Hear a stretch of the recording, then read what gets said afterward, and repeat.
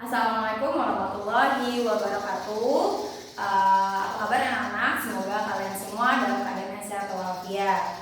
Di sini saya, Ibu Tiara, akan mengajarkan mata pelajaran IPS tentang pengaruh interaksi sosial terhadap kehidupan sosial dan kebangsaan. Di sini ada beberapa poin yang harus kita pelajari pada bab ini. Ada pengertian mobilitas sosial, ada bentuk-bentuk mobilitas sosial, ada faktor pendorong dan penghambat mobilitas sosial, sampai kepada dampak mobilitas sosial. Mari kita ke poin yang pertama, pengertian mobilitas sosial.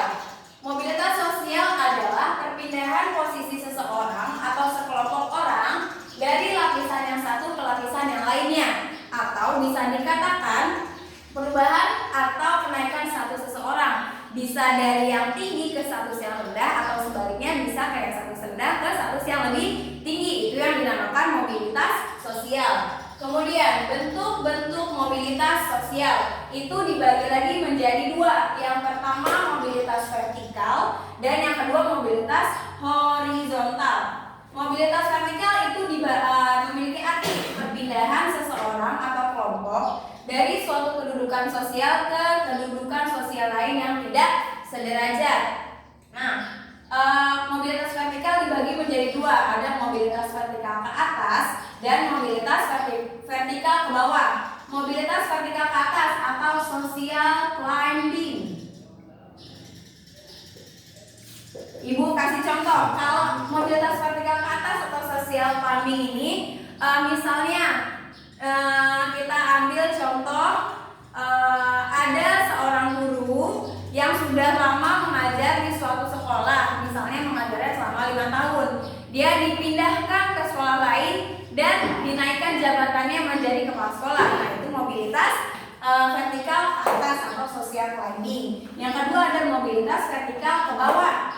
Nah, contohnya atau bisa disebut social sinking ya. Contoh dari social sinking ini misalnya tadi ada kepala sekolah yang menjabat selama 8 tahun, tetapi karena beliau misalnya umurnya sudah tidak atau sudah masuk usia pensiun, maka dia harus turun dari jabatannya. Itu salah satu contoh social sinking, berarti dari kepala sekolah menjadi orang yang tidak memiliki jabatan. Itu social sinking. Yang kemudian ada mobilitas horizontal, memiliki arti perpindahan status sosial atau sekelompok orang dalam lapisan sosial yang sama. Kita ambil contoh itu ada seorang lulusan manajemen misalnya. Dia sudah bekerja di suatu perusahaan selama 4 tahun. Kemudian dia pindah ke perusahaan lain. Dapat tawaran menjadi manajemen juga di kedudukan yang sama. Nah, itu contoh dari mobilitas horizontal, masih pada lingkungan yang sama, tidak mengalami kenaikan atau tidak mengalami penurunan status sosial. Kemudian ada faktor pendorong dan penghambat. Yang pertama faktor pendorong, ada faktor struktural. Nah, contohnya misalkan di Indonesia itu kita sistemnya adalah presidensial. Nah, presiden ini bukan orang yang misalnya kita ambil contohnya Pak SBY atau Pak Jokowi. Nah, dulu kakek moyangnya atau keluarganya tidak ada yang menjadi presiden. Nah, kenapa beliau bisa menjadi presiden? Karena adanya pemilihan oleh rakyat. Nah, itu struktural. Atau contoh lainnya, struktur kasta yang ada di India. Ya, ada 4 struktur. Nah, itu struktural. Bisa dari dulu ayahnya misalnya raja.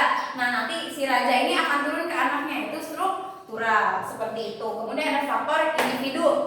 Berarti balik ke kemampuan manusia, karena setiap manusia itu memiliki sifat, karakter, kemampuan, keterampilan yang berbeda-beda. Kemudian ada faktor sosial atau lingkungannya. Ada faktor ekonomi juga. Terkadang orang yang memiliki faktor ekonomi rendah bisa memiliki motivasi untuk merubah statusnya menjadi status yang lebih baik. Kemudian ada faktor politik. Ada juga kemudahan akses pendidikan. Nah, kita masuk ke dalam faktor penghambat. Faktor penghambat itu ada kemiskinan dan diskriminasi. Kalau kemiskinan, tentu kemiskinan itu adalah akar dari segala kepermasalahan gitu. Kemiskinan ini diakibatkan oleh rendahnya pendidikan yang ada di suatu negara. Kalau ini muncul, nanti mereka akan lebih memikirkan bagaimana mereka menjalankan kehidupannya sehari-hari atau memikirkan kebutuhan primernya saja. Kemudian masuk ke dalam dampak mobilitas sosial. Dampak mobilitas sosial itu ada dua, ada yang positif, ada yang negatif. Yang positif, poin A, mendorong seseorang untuk lebih maju. Nah, pastilah setiap individu itu mau menjadi pribadi yang lebih baik, entah itu pribadinya, entah itu status sosialnya. Pasti setiap orang memiliki keinginan untuk lebih maju. Yang kedua, yang B, mempercepat tingkat perubahan sosial. Yang C, meningkatkan integrasi sosial. Orang yang sudah berubah status sosialnya pasti akan mengikuti perubahan tersebut. Misalnya, orang yang tadinya status sosialnya biasa saja naik ke status sosial yang lebih baik, pasti dia akan menyesuaikan dengan status sosialnya. Misalnya, cara berpakaiannya, mengkonsumsi makanannya, cara bergaulnya itu akan mengikuti dengan sosial yang dia hadapi saat itu. Kemudian dampak negatif dari mobilitas sosial itu ada yang terjadinya konflik. Biasanya setiap orang yang ingin merubah status sosialnya tidak menutup kemungkinan akan mengalami sebuah konflik. Ada persaingan-persaingan yang mungkin tidak sehat.